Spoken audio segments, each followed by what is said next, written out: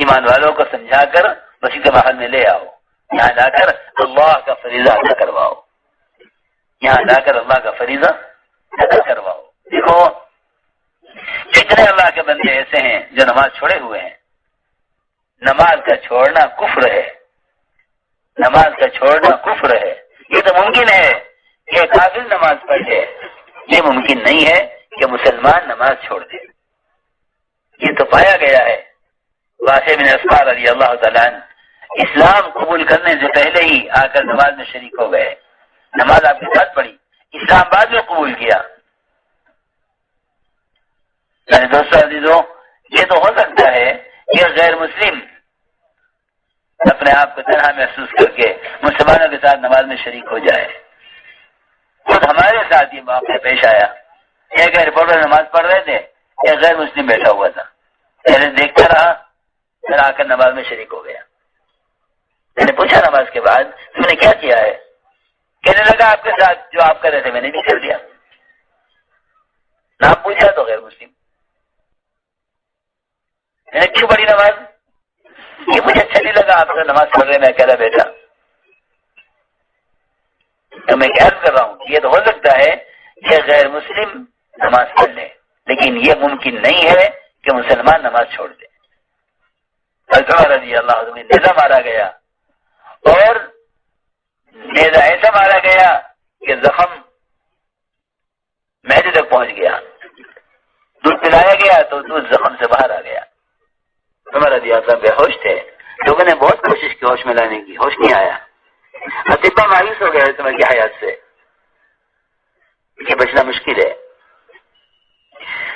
کوششیں کی ہوش میں لانے کی، ہوش نہیں آیا۔ لوگوں نے، کسی نے کہا کہ اگر ان کو ہوش میں لانا ہے تو ان کے کان میں نماز کہہ دیں، ان کو ہوش آ جائے گا۔ میرے کان میں کہا گیا نماز، بس فوراً ہوش آ گیا، اور یہ فرمایا ہوش میں آ کر کہ یہ نماز اسلام کا وہ رکن ہے کہ جس کی زندگی میں نماز نہیں ہے اس کا اسلام میں کوئی حصہ نہیں ہے،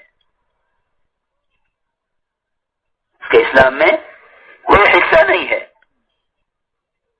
حصہ نہ کیا مطلب ہے کہ نہ حصہ دنیا میں ملے گا برکتوں اور سکون کی زندگی کا، نہ حصہ آخرت میں ملے گا۔ نماز اسلام کا ایسا رکن ہے کہ جس کے بغیر مسلمان کے اسلام میں نہ دنیا میں کوئی حصہ ہے نہ آخرت میں کوئی حصہ ہے۔ یہ اللہ سے امیدیں باندھ رہا ہے لمبی لمبی کہ اللہ یہ کر دیں گے، اللہ یہ کر دیں گے، اللہ یہ کر دیں گے، اور اللہ کا فیصلہ یہ ہے کہ اس کا اسلام میں کوئی حصہ نہیں ہے۔ میرے بزرگ دوستو عزیزو، کوئی آپ کی تجارت میں، آپ کے کارخانے میں، آپ کی فیکٹری میں پارٹنر نہ ہو، وہ آپ سے کوئی حصہ نہیں مانگ سکتا۔ پہلے فرائض پر لا کر اپنے آپ کو اسلام کا حصے دار بناؤ، پھر اللہ سے امید کرو۔ اس لیے میرے دوستو عزم کر لو، بلکہ شرم آتی ہے مسلمان سے یہ کہنے پر، مسلمان سے کہنے میں شرم آتی ہے کہ نماز نہیں چھوڑیں گے، یہ شرم کی بات ہے۔ اللہ اکبر، اس کی دعوت تو ایک کافر کو دی جاتی کہ تم اسلام لے آؤ، کلمہ پڑھ لو، نماز قائم کر لو، زکات ادا کرنے لگو، بیت اللہ کا حج کرو، رمضان کے روزے رکھو، تاکہ تم جہنم سے بچ جاؤ۔ ورنہ جب کفار مسلمان کو دیکھیں گے جہنم میں، پوچھا جائے گا مسلمان سے، ما سلککم فی سقر، کہ تم کیوں آئے جہنم میں؟ تم تو کہتے تھے کلمہ پڑھو جنت میں جائیں گے، ہمیں کلمہ کی دعوت دیتے تھے، تم کیوں آ گئے جہنم میں؟ یہ سوال ہوگا جہنمیوں کا مسلمانوں سے۔ ان کا پہلا جواب ہوگا لم نکن من المصلین، کہ ہم جہنم میں تمہارے ساتھ اس لیے داخل کیے گئے ہیں کہ ہم نماز نہیں پڑھتے تھے۔ اس لیے میرے دوستو عزیزو، مسلمان سے تو ممکن نہیں ہے کہ وہ نماز چھوڑ دے۔ اس لیے سب سے پہلے مشق اپنی نماز پر کہ نماز کی پابندی کرو، اور اپنی نمازوں میں کمال پیدا کرو، اس لیے کہ دین میں اتنا کمال ہوگا جتنا نماز میں کمال ہوگا۔ من اقامہا فقد اقام الدین، جو نماز کو درست کرے گا وہ دین کو قائم رکھے گا، جو نماز کو بگاڑے گا وہ دین کو ڈھائے گا۔ اس لیے میرے بزرگ دوستو عزیزو، ہمیں نماز میں کمال پیدا کرنا ہے، اپنی نماز میں کمال پیدا کرنا ہے. یہ آتا ہے روایتوں میں کہ جو شخص نماز جلدی جلدی پڑھتا ہے، رکوع سجدہ میں جلدی کرتا ہے، اطمینان سے نماز نہیں پڑھتا، اس کی موت اس دین پر نہیں ہوگی جو دین اللہ کے نبی لے کر آئے ہیں. یہ ہر ایک چاہتا ہے کہ میری موت اس دین پر ہو جو دین اللہ کے نبی لے کر آئے ہیں. میرے دوست عزیزو، اسلامی موت کا مطلب صرف دفن ہونا نہیں ہے. اسلامی موت کا مطلب صرف غسل اور کفن نہیں ہے. یدی اس کی تجدید ہوئی ہے، تکفین ہوئی ہے، دفن کیا گیا ہے تو اس کا مطلب ہے کہ مسلمان تھا. نہیں، مرنا اسلام پر، یعنی اسلام کے ساتھ. لوگ مسلمان سمجھتے ہیں مرنے کے بعد کے مراحل کو. اس کا نام دیکھو کیا تھا، یا کوئی اسے غسل دیا گیا ہے، اسے کفن پہنایا گیا ہے، اس کی نماز پڑھی گئی ہے، اس کو اسلامی طریقے سے دفن کیا گیا ہے، یہ مسلمان ہے. نہیں نہیں نہیں، اسلام کا تعلق مرنے کے بعد سے نہیں ہے. اسلام کا تعلق تو مرنے سے پہلے سے ہے. اسلام کا تعلق تو مرنے سے پہلے سے ہے. لوگ سمجھتے ہیں کہ اس کی موت اسلام پر ہوئی ہے، اس کو غسل دیا گیا ہے، اس کو کفن پہنایا گیا ہے، اس کی نماز پڑھی گئی، اس کو دفن کیا گیا. نہیں نہیں نہیں، مرنے کے بعد کے مراحل فیصلہ نہیں کرے گی کہ مسلمان تھا. مرنے سے پہلے کی زندگی فیصلہ کرے گی کہ اس نے زندگی کیسے گزاری ہے. قرآن کی آیت کا ترجمہ یہی ہے جو میں کہہ رہا ہوں، وَلَا تَمُوتُنَّ إِلَّا وَأَنْتُمْ مُسْلِمُونَ، کہ تمہاری موت اس حال میں آئے کہ تم پورے دین پر چل رہے ہو. یہ مطلب اس آیت کا، وَلَا تَمُوتُنَّ إِلَّا وَأَنْتُمْ مُسْلِمُونَ، کہ تمہاری موت اس حال میں آئے کہ تم پورے دین پر چل رہے ہو. پورے دین پر چلتے ہوئے تمہاری موت آئے، یہ آیت کا ترجمہ ہے. وَلَا تَمُوتُنَّ إِلَّا وَأَنْتُمْ مُسْلِمُونَ، پورے دین پر چلتے ہوئے تمہاری موت آئے. حدیث میں فرمایا ہے کہ جو نماز کو بگاڑے گا اس کی موت اس دین پر نہیں ہوگی جو دین میں لے کر آیا ہوں. بلکہ حذیفہ رضی اللہ عنہ نے دمشق مسجد میں ایک 40 سال کے نمازی کو دیکھ کر یہ فرمایا کہ اگر نماز درست نہ کی تو تمہاری موت اس دین پر نہیں ہوگی جو دین اللہ کے نبی لے کر آئے. اسے میرے دوست عزیزوں، اپنی نمازوں پر اس کی مشق کرو، نماز سے مناسبت پیدا کرو. اگر چاہتے ہو کہ دینی زندگی گزارے، اس کا بہترین راستہ یہ ہے کہ نوافل کی کثرت کرو. کہ حدیث قدسی ہے، اللہ فرماتے ہیں کہ میرا بندہ نوافل کے ذریعے میرا قریب ہوتا رہتا ہے یہاں تک کہ میں اس کے اعضا بن جاتا ہوں. میرا بندہ نوافل کے ذریعے میرا قریب ہوتا رہتا ہے یہاں تک کہ میں اس کے اعضا بن جاتا ہوں. اس کا چلنا، اس کا پکڑنا، اس کا دیکھنا، اس کا سننا، اس کا بولنا، سب اللہ کی چاہت پر آ جاتا ہے. اللہ تعالیٰ خود فرما رہے ہیں کہ میرا بندہ نوافل کے ذریعے میرا قریب ہوتا رہتا ہے یہاں تک کہ میں اس کے اعضا بن جاتا ہوں. ابھی نمازوں پر اس کی مشق کرو. اور یہ مشق کیسے ہوگی؟ اس کے لیے سب سے اہم اور ضروری کام اعمال صالحہ کی دلوں میں اہمیت پیدا کرنا ہے. دیکھیے کہ انسان کی فطرت ہے، جس چیز کو یہ اچھا سمجھے گا اور قیمتی سمجھے گا اس کا اہتمام کرے گا. کیونکہ دنیا کی محبت دلوں میں اتری ہوئی ہے، اس لیے یہ دنیا کے لیے دین کے ہر حکم کو ضائع کر دے گا، لیکن دنیا پر آج نہیں آنے دے گا. دلوں کے اندر اعمال کی عظمت اور قیمت یہ اترے. یہ کیسے اترے گی؟ تعلیم کے حلقوں میں جب جم کر بیٹھیں گے، اس سے ہمارے دلوں میں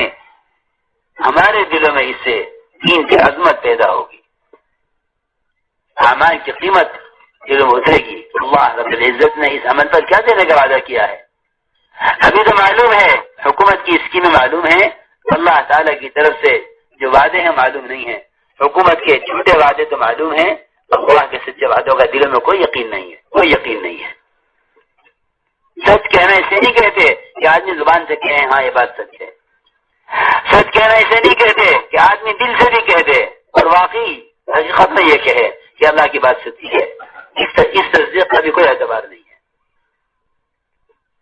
کوئی مسلمان اللہ کی بات کو دل سے زبان سے سچا مان جائے اور سچا کہے، اس تصدیق کا بھی کوئی اعتبار نہیں ہے۔ میری بات غور سے سننا، میں جو کہہ رہا ہوں سمجھ کر کہہ رہا ہوں۔ یہ تو اس کا حکم کافر کے لیے تھا۔ ایک کافر اگر مسلمان ہونا چاہتا ہے تو وہ دل سے اس بات کی تصدیق کرے کہ اللہ تعالی حق ہے، محمد صلی اللہ علیہ وسلم حق ہیں، اور جو کچھ احکامات لے کر آئے ہیں ان سارے احکامات پر عمل کرنے کو اپنی ذمہ داری اور اپنا فرض عین سمجھتا ہوں۔ یہ تو کافر کے لیے تھا۔ مسلمان یہ کہے اللہ حق ہے، اللہ کی بات حق ہے، اللہ کے احکامات حق ہیں، جنت اللہ حق ہے، نہیں، مسلمان کا کام یہ نہیں ہے۔ مسلمان کا ایمان اس سے کافی نہیں ہوتا جب تک مسلمان کے اعضاء سے اللہ تعالیٰ کے سارے عوامر، فرائض کی لائن کے، معاملات کی لائن کے، معاشرے کی لائن کے، اخلاقی لائن کے، جب تک سارے اعمال اس کے اعضاء سے ظاہر نہ ہو اس وقت تک اس کے یہ کہنے کا کوئی اعتبار نہیں ہے کہ جی میں سچ مانتا ہوں اللہ کی بات، اللہ کے رسول کی بات سچی ہے، نہیں، اس کا کوئی اعتبار نہیں ہے، کوئی اعتبار نہیں ہے۔ اس کے دل کا اعتبار جب تک نہیں ہوگا جب تک اس کے سر سے لے کر پیر تک محمد صلی اللہ علیہ وسلم کا حلیہ اور آپ کے طریقے اس کے اعضاء سے ظاہر نہ ہو اس وقت تک اس کے اپنے آپ کو مسلمان کہنے کا کوئی اعتبار نہیں ہے، کوئی اعتبار نہیں ہے۔ ایک آدمی کہتا ہے میں مسلمان ہوں، اس کے مسلمانوں کو کوئی اعتبار نہیں ہے۔ ابو بکر رضی اللہ تعالیٰ عنہ زکوٰۃ ادا کرنے والے صرف رسی نہ ادا کرنے والوں سے بھی قتال کرنے کے لیے اس طرح نکل رہے ہیں جس طرح اعداء دشمن سے، اعداء دین سے اور دشمنوں سے قتال کیا جاتا ہے۔ رسول نے فرمایا امیر المومنین یہ سب کلمہ پڑھنے والے ہیں، آپ ان سے قتال نہ کریں، کیونکہ اللہ کے نبی نے فرمایا ہے کہ جب تک ایک مسلمان نے کلمہ پڑھ لیا تو اس پر تلوار حرام ہو گئی۔ فرمایا نہیں عمر، بات یہ نہیں ہے، بات یہ ہے کہ جو اللہ تعالیٰ ادا نہ کرے، پوری طرح ادا نہ کرے، اگر زکوٰۃ ادا کرتے ہیں اونٹوں کی اور اونٹ کی رسی روک لیتے ہیں، جس کو اللہ کے نبی کے زمانے میں ادا کرتے ہوں تو میں دین میں اتنی بھی کمی برداشت نہیں کروں گا۔ اس کو کہتے ہیں مسلمان، اس کو کہتے ہیں اسلام۔ یہ نہیں تجارت یہودیوں کی طرح، شادیاں نصارہ کی طرح، شکلیں اعداء دین کی طرح، اور ہم قومیت کے مسلمان ہیں۔ قومیت کا اسلام کوئی اسلام نہیں ہے، اسلام قومیت کا نہیں ہے، اسلام کہ اسلام تو اطاعت کا ہے، صرف اطاعت کا نام اسلام ہے، اسلام کا ترجمہ یہی ہے۔ اذ قال له ربه اسلم قال اسلمت لرب العالمین، اپنے آپ کو 100% ہمارے حوالے کر دو، اس کو اسلام کہتے ہیں۔ یہ نہیں کہ حالات دے کر عمل کریں، نہیں، حکم دے کر عمل کرو، حکم دے کر عمل کرو۔ اسے میں نے عرض کیا کہ سب سے بڑا رکن وہ نماز اور اللہ تعالیٰ کے سارے اوامر ہیں، ان کے دل میں یقین کیسے اترے، اس کے لیے تعلیم کے حلقے ہیں۔ جو جماعت اللہ کے راستے میں نکل کر کام کریں ان کے لیے تو مشورے سے یہ بات ہے کہ صبح کی تعلیم میں 3 اعمال کریں،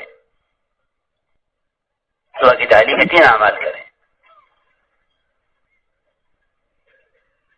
سب سے پہلے قرآن کی صحیح کرنے کا حلقہ، پھر منتخب احادیث سے تعلیم، اس کے بعد 6 صفات کا مذاکرہ،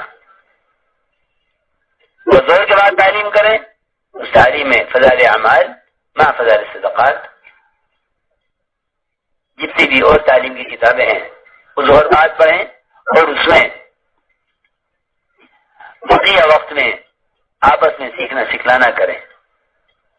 منتخب احادیث کی تعلیم کا خود اہتمام کیا کرو فضائل کے ساتھ، اس لیے کہ یہ 6 نمبر ہیں، یہ طبیعت کے بنیاد ہیں۔ ماں صاحب نے بڑی فکر سے اور محنت سے ان کو اس لیے جمع کیا تھا تاکہ امت 6 نمبر کی حقیقت کو سمجھے۔ یہ صفات ہیں جنہیں اپنے اندر پیدا کرنا ہے۔ کلمہ، نماز، علم و ذکر، اکرام، اخلاص گنواتے نا، یہ کوئی 6 نمبر نہیں ہے، کوئی 6 نمبر نہیں ہے۔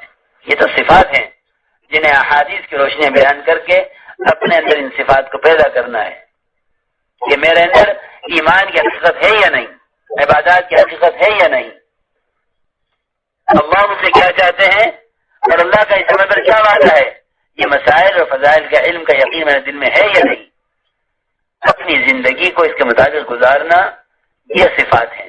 بیان کرنا کوئی چیز نہیں ہے، بیان کرنا تو ایک زبان کا عمل ہے، وہ بھی عمل نہیں بنتا، قول بنتا ہے۔ اعمال کا تعلق اس سارے اعضاء سے ہے، اپنے پورے جسم کو اللہ تعالی کے حکم کے مطابق پابند کر کے چلانا زندگی کے تمام شعبوں میں، یہ ہے اصل، یہ ہے دین۔ اس لیے میرے دوست عزیزوں،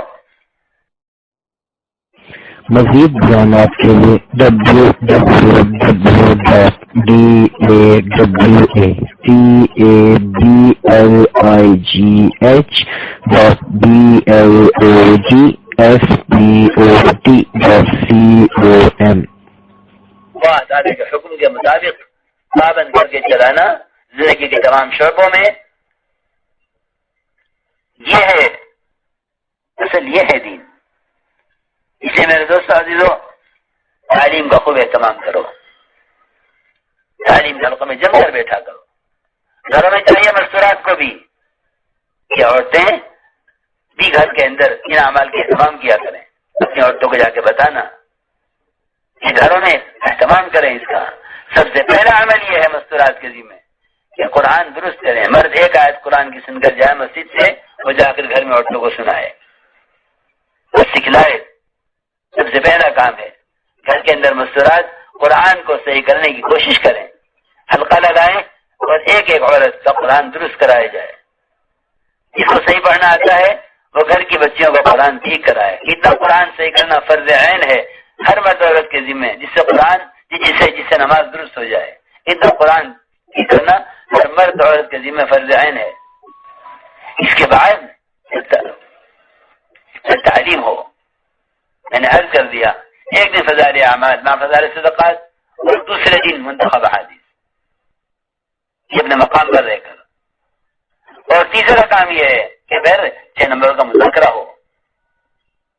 اور چوتھا کام یہ ہے کہ مستورات اللہ کے راستے میں نکلنے کی اپنے محرمہ کے ساتھ ایک دوسرے کو ترغیب دیں، تشکیل کریں، اللہ کے راستے میں اپنے محرمہ کے ساتھ نکلنا چاہیے۔ 3 دن مستورات کو لے کر نکلا کرو اللہ کے راستے میں، 2 سے روزہ اپنی مسجد کی جماعت کے ساتھ، اور تیسرے سے روزہ اپنی مستورات کے ساتھ اللہ کے راستے میں اہتمام سے۔ تیسرے مہینے مستورات کو لے کر نکلنا، مستورات کی جماعتوں کی نقل و حرکت اس لیے ضروری ہے تاکہ ہر گھر کا 24 گھنٹے کا نظام وہ غفلت سے، گناہوں سے، فرائض کو چھوڑنے سے، اور عبادات کی طرف، ذکر کی طرف، دعوت کی طرف، امت کی ہدایت اور صحابہ کی طرف امت کا غم پیدا کرنے کی طرف گھر کا نظام پلٹے، گھر کا نظام بدلے۔ گھر کے 24 گھنٹے کے نظام کو تبدیل کرنے کے لیے مستورات کی جماعتوں کی نقل و حرکت انتہائی ضروری ہے۔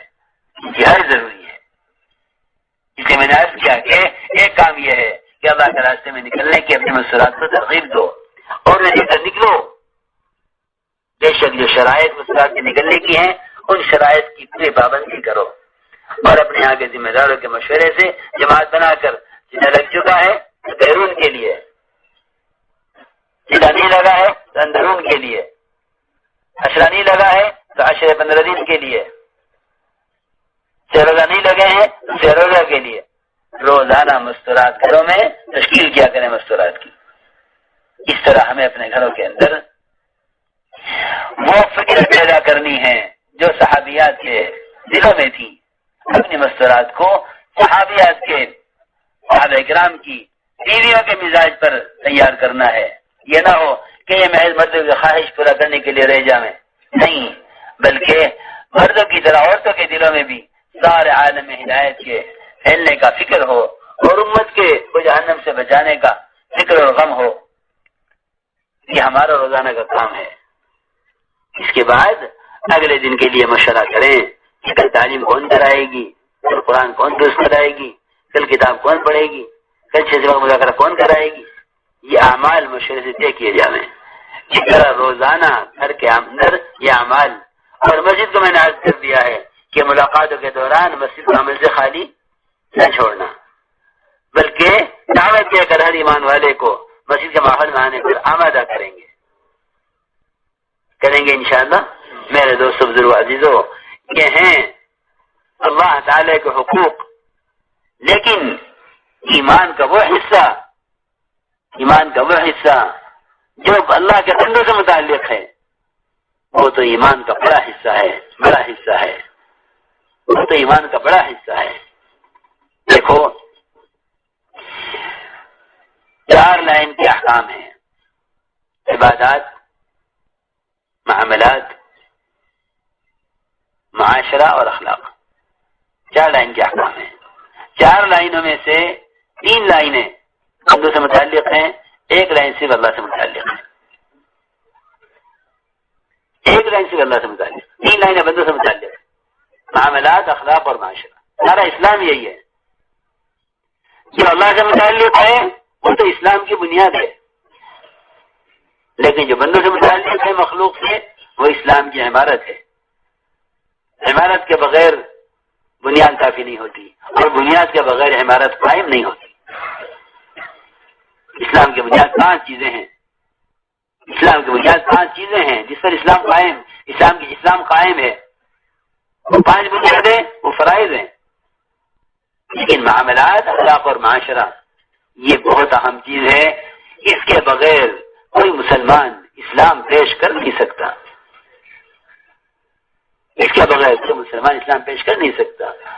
اگر یہ 3 چیزیں نہیں ہیں تو رہبانیت ہے. ایک آدمی جنازہ زندگی گزارے، اللہ کی عبادت کرے، لیکن اخلاق، معاملات اور معاشرہ یہ چیزیں ایسی ہیں کہ اس کے بغیر نہ دنیا میں نجات ہے نہ آخرت میں نجات ہے. دنیا میں بھی فتنے بڑھ جائے گا وہ شخص جو حقوق العباد کا اہتمام نہیں کرے گا باوجود عبادت کے. آپ نے نہیں سنا قصہ اس عابد کا جو اپنے 100 ماہ میں اپنے مینارے میں اللہ کی عبادت کرتا تھا؟ جریج. ایسی عبادت کہ مخلوق کی طرف توجہ نہیں کرتا تھا بالکل. ماں نے آواز دی کہا کہ کون کی بات سنو یا نماز پڑھوں؟ یہ نہیں، چھوڑو ماں کو، نماز پڑھو. پھر ماں نے آواز دی، کیا خیال آیا کہ ماں سے پوچھوں کیا کہ نہیں، چھوڑو ماں کو، نماز پڑھو. پھر ماں نے آواز دی، پھر خیال آیا کہ ماں کی بات سنو یا نماز پڑھوں، کہ چلو چھوڑو ماں کو، نماز پڑھو. ماں نے بتلا دی کہ اللہ اس کو موت نہ آوے جب تک یہ کسی فتنے میں نہ پڑ جائے.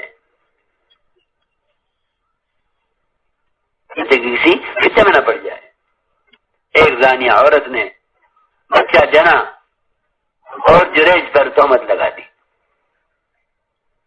میں عرض کر رہا ہوں کہ حقوق العباد بہت اہم چیز ہے. اللہ تعالیٰ اپنا حق چاہیں گے تو معاف کر دیں گے جس کے لیے چاہیں گے، لیکن بندوں کے حقوق کی معافی نہیں ہے. ایک آدمی نماز کا، ذکر و تلاوت کا، عبادات کا ڈھیر لے کے جائے گا قیامت میں، لیکن اس کو گالی دی ہے، اس کا حق دبایا ہے، اس کی دکان قبضائی ہے، اس یتیم کا مال دبایا ہے.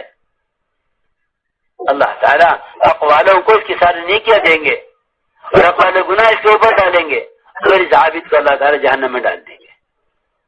یہ ہے اس عابد کا حشر جو دنیا میں یہ سوچ کر گیا ہے کہ میں کامیاب ہوں، میرے پاس بہت اعمال ہیں، وہ حق والے سارے اعمال اس کے لیے اڑیں گے. حدیث میں آتا ہے ثم طرح فی النار، پھر اس کو جہنم میں ڈال دیا جائے گا. اس لیے میرے دوستو عزیزوں، حقوق العباد کے بارے میں بہت ڈرنا چاہیے. اس کے ذمہ جو حق ہے وہ فوراً ادا کرے. اس کے ذمہ جو حق ہے وہ حق کو فوراً ادا کرے.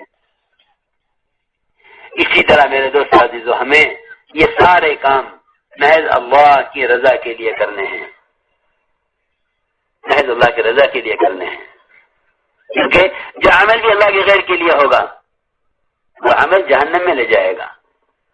حدیث میں آتا ہے ادنا ریا بھی شرک ہے، اللہ کے غیر کا ادنا خیال بھی آنا کسی عمل میں، فرمایا کہ ادنا ریا بھی شرک ہے۔ ہر عمل محض اللہ کی رضا کے لیے ہو، اس کے علاوہ ہماری کوئی غرض نہ ہو۔ ایک صحابی نے پوچھا حضور اکرم صلی اللہ علیہ وسلم سے کہ یا رسول اللہ یہ تو فرمائیے ایک شخص اسلام لاتا ہے، بہت اچھا اسلام لاتا ہے، پھر ہجرت کرتا ہے، بڑی اچھی ہجرت کرتا ہے، پھر اللہ کے راستے میں جہاد کرتا ہے، بہت اچھا جہاد کرتا ہے، یہ تو فرمائیے اس آدمی کا دل یہ چاہتا ہے کہ اس کی کارگزاری اس نے اس پورے زمانے میں کیا کیا مجاہدے کیے ہیں، اس کا دل چاہتا ہے کہ یہ کارگزاری سب کے سامنے آ جائے، لوگوں کو معلوم ہو جائے۔ آپ نے فرمایا لا شیء لہ، اس کو دنیا اور آخرت میں کچھ نہیں ملے گا۔ انہوں نے جا کر صحابہ نے کہا نہیں ایسا نہیں ہو سکتا، جاؤ دوبارہ سوال کرو۔ انہوں نے دوبارہ آ کر سوال کیا، آپ نے ادھر یہی جواب دیا۔ انہوں نے جا کر صحابہ کو بتایا، صحابہ نے کہا تم اس کی بات سمجھا نہیں سکے اللہ کے نبی، جاؤ پھر سوال کرو۔ پھر آ کر سوال کیا، آپ نے پھر یہی جواب دیا۔ انہوں نے کہا نہیں پھر جاؤ پھر سوال کرو، تم سوال سمجھا نہیں سکے ہو۔ انہوں نے پھر آ کر سوال کیا، آپ نے پھر وہی جواب دیا۔ 3 مرتبہ صحابی نے سوال کیا، 3 مرتبہ آپ نے یہ جواب دیا کہ نہیں اسے کچھ نہیں ملے گا، اسے کچھ نہیں ملے گا۔ اس لیے میرے بزرگ دوست عزیزوں ایک ایک عمل کو اللہ کی رضا کے لیے کریں، اس کے علاوہ اور کوئی غرض نہ ہو۔ ایک بات یہ ہے ضروری کہ اس امت کی ذمہ داری ہے۔ ہمارے ایسا فرماتے تھے اپنی ذات سے پورے دین پر بھی کوئی چلتا ہے وہ دیندار تو کہلائے گا لیکن دین کا مددگار نہیں کہلائے گا۔ دین کا مددگار صرف وہ شخص ہے، دین کا مددگار صرف وہ شخص ہے جو اپنی ذات سے لے کر سارے عالم میں بسنے والے مسلمانوں کے دین پر لانے اور ساری انسانیت کی ہدایت کے لیے فکر، محنت، کوشش، نقل و حرکت کرتا ہو۔ فکر، محنت، کوشش اور حرکت کرتا ہو، وہ شخص دین کا مددگار ہے۔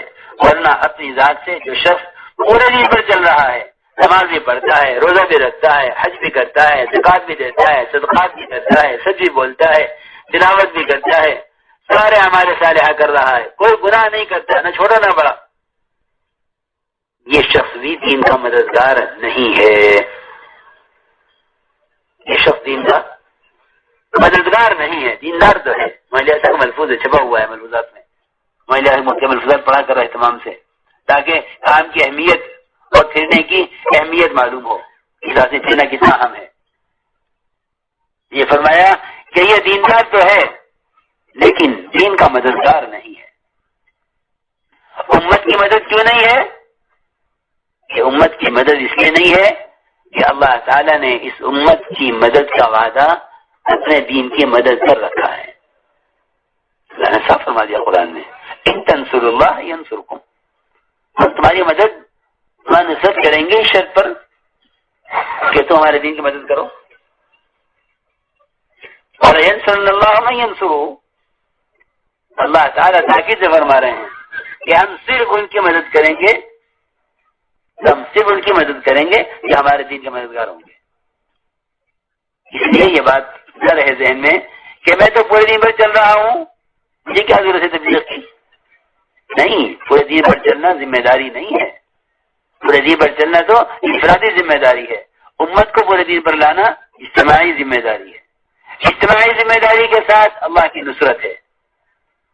انفرادی ذمہ داری پر چلنے والا وہ دیندار تو ہے لیکن وہی بات کہ وہ دین کا مددگار نہیں ہے۔ مولانا کا ملفوظ ہے، یہ چھپا ہوا ہے۔ اس لیے ہمیں اپنی ذات سے کوشش کرنی ہے اللہ کے راستے میں چلنے کی، اپنے دین کو لے کر حرکت میں آؤ، اپنے دین کو لے کر حرکت میں آؤ۔ امت کی مثال نقل حرکت میں پانی کی طرح ہے. اس طرح پانی حرکت کی وجہ صاف رہتا ہے اور پاک رہتا ہے. کوئی گندگی گر جائے تو پاک ہو جائے گی. پانی کا بہاؤ گندگی کو ختم کر دیتا ہے. واقعی اس امت کی نقل حرکت جاری پانی کی طرح ہے. تو اگر حرکت میں رہے گی تو پاک رہے گی اور پاک کرے گی، ہدایت پائے گی اور دوسروں کی ہدایت کا ذریعہ بنے گی. اور اگر یہ امت نقل حرکت چھوڑ دے گی تو اگر امت کی مثال کنویں کی طرح ہے کہ اس میں گندگی گرے گی تو کنواں ناپاک ہو جائے گا، کیونکہ کنویں کے پانی میں ٹھہراؤ ہے، نہر کے پانی میں بہاؤ ہے. یہ امت پھرنے والی بنائی گئی تھی. اسے حضور اکرم صلی اللہ علیہ وسلم نے اپنے صحابہ کو حرکت کر ڈالا. جماعت تیار ہو کر بیٹھی ہوئی کہاں؟ مسجد نبوی میں. کہاں بیٹھی ہوئی تھی؟ مسجد نبوی. آپ نے فرمایا کہ میرے حجرے اور میرے ممبر کے درمیان کا حصہ وہ جنت کی کیاری ہے. لکھا ہوا ہے وہاں بین بیتی و قبری روضۃ من ریاض الجنہ، کہ میری قبر کے میرے گھر کے اور میرے ممبر کے درمیان کا حصہ وہ جنت کی کیاری ہے. صحابہ نے عرض کیا کہ یا رسول اللہ، جماعت تو ہماری بن گئی ہے، ہم رات یہاں گزار لیں، صبح چلے جائیں. آپ نے فرمایا کیا تم رات کو اللہ کے راستے میں نکل کر جنت کے باغوں میں رات گزارنا نہیں چاہتے؟ یہ نہیں فرمایا یہاں ٹھہرو رات کو، یہ جنت کا باغ ہے، اور واقعی جنت کا باغ ہے، واقعی جنت کا باغ ہے.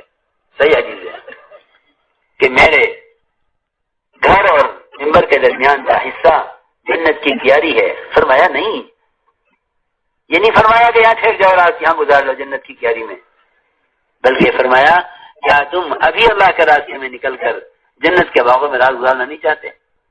کہ جو اللہ کے راستے میں ہے وہ یقیناً جنت کے باغوں میں ہے، وہ یقیناً جنت کے باغوں میں ہے. ایسا لقد نکلنے کا مزاج بنایا کہ جمعہ کی نماز پڑھنے کے لیے ٹھہر گئے عبداللہ بن رواحہ. آپ نے فرمایا تم گئے نہیں؟ عرض کیا کہ جی نماز پڑھ کر چلا جاؤں گا، آپ کی دعا سنوں گا، آپ کا خطبہ سنوں گا، آپ کے پیچھے نماز پڑھوں گا. آپ نے فرمایا صبح نکلنے والی جماعت تم سے 500 سال آگے نکل گئی، اور صبح نکلنے والی جماعت کے تمہارے درمیان مشرق مغرب کے برابر فاصلہ ہو گیا. اس لیے میرے بزرگ دوستو عزیزو، اس راستے میں شوق سے نکلو اور رغبت سے نکلو. یہ راستہ اپنے آپ کو بدلنے کے لیے ہے. مہاجر اس کو نہیں کہتے کہ وطن چھوڑ کر چلا جاوے. کتنا وطن چھوڑ کر دوسرے ملکوں میں پڑے ہوئے ہیں، کتنے کا ہندوستانی پاکستان آ گئے، ہم مہاجر ہیں. نہیں نہیں نہیں، اس کو عزت نہیں کہتے ہیں. مہاجر وہ ہوتا ہے جو ہر اس چیز سے رخ پھیر لے جس سے اللہ نے روکا ہے، اس کو مہاجر کہتے ہیں، اس کو مہاجر کہتے ہیں. تمہارا قبر ہے. مہاجر وہ ہے جو ہر اس چیز سے رخ پھیر لے جس سے اللہ نے روکا ہے. صحابہ کرام پورے دن بھر چلنا چاہتے تھے، لیکن دن بھر چلنے میں وہ رکاوٹیں پیش آئیں کہ انہوں نے اپنے وطن کو چھوڑ دیا دین کے لیے. کہ دین نہیں چھوڑیں گے، وطن چھوڑ دیں گے. حالانکہ وطن سے ہر ایک کو محبت ہوتی ہے. پرہیز چھوڑنے والے تھے کہ اگر صحابہ اپنے مکانوں سے گزرے تو صحابہ نے رخ اپنے مکانوں سے پھیر لیے کہ جس گھر کو اللہ کے لیے چھوڑ دیا اس گھر کو پلٹ کر نہیں دیکھنا ہے. میرے دوست عزیزو، ہمارا حال اللہ معاف فرمائے یہ ہے کہ یہاں لگوا لو، چلے بھی لگوا لو، 4 مہینے بھی لگوا لو، باقی بھائی جو زندگی اس طرح گزر رہی ہے اسی طرح گزرتی رہے گی. اس کو ہجرت نہیں کہتے. اس ہجرت سے تو مسلمان کے اندر گناہوں کی نفرت پیدا ہو جانی چاہیے. اگر گناہوں کی نفرت پیدا ہو رہی ہے تو پھر یہ مہاجر ہے، اور اگر یہ گناہوں میں اسی طرح پڑا ہوا ہے، یاد رکھو کہ یہ راستہ تو بے شک تربیت کا ہے، مگر اس نے اس راستے سے اپنے آپ کو بدلنے کا ارادہ نہیں کیا ہے. اللہ کی ذات بہت مستغنی ہے. وہ یہ نہیں دیکھتے وقت کون لگا رہا ہے، وہی اللہ تعالیٰ دیکھتے ہیں کہ اپنے آپ کو بدلنے کا جذبہ اور فکر کس کے اندر ہے. اللہ ہدایت محنت پر نہیں دیتے، اللہ ہدایت انابت پر دیتے ہیں. انابت کا مطلب یہ ہے کہ اس کے اپنے اندر کتنی چاہت ہے اپنے آپ کو بدلنے کی، اس میں کتنی طلب ہے اپنے آپ کو درست کرنے کی. اللہ ایسے لوگوں کو ہدایت عطا فرما دیتے ہیں. کیا اللہ نے فرمایا ہے اللہ یجتبی الیہ من یشاء ویہدی الیہ من ینیب، کہ اللہ تعالی ہدایت اس طرح کا فرماتے ہیں اس کے دل کے اندر طلب ہو، انابت ہو، اللہ کی طرف متوجہ ہو اور طالب ہو کر اللہ سے ہدایت مانگے اور اپنی پچھلی زندگی پر ندامت اور افسوس کرے اور اللہ سے اس پر استغفار کرے، اللہ تعالیٰ ایسے لوگوں کو ہدایت عطا فرما دیتے ہیں۔ اس لیے میرے دوستو عزیزو، یہ محنت اپنے آپ کو بدلنے کی ہے۔ اس راستے میں صحابہ والے جذبے سے نکلو، اس راستے میں کیسے نکلو؟ صحابہ والے جذبے سے، کہ جو جذبہ اصلاح سے نکلنے میں صحابہ کرام کا تھا وہ جذبہ میرا ہونا چاہیے۔ اس راستے میں صحابہ والے جذبے سے نکلو۔ میں تیار ہوں اس کے لیے؟ ہمت کر کے فرماؤ کون تیار ہے؟ بیرون کے لیے بھی اندرون کے لیے بھی، جو جماعتیں بن کر آئے وہ فرمائیں۔ بھائی مسجد وہاں علاقے وہاں جماعتیں فرمائیں، مسجد وہاں جماعتیں فرماؤ بیرون کے لیے 7 ماہ کی جماعت ماشاء اللہ قبول فرمائیں جی۔ بستی وار لکھوائیں جی، مسجد وار بستی وار جماعتیں www.darsequran.com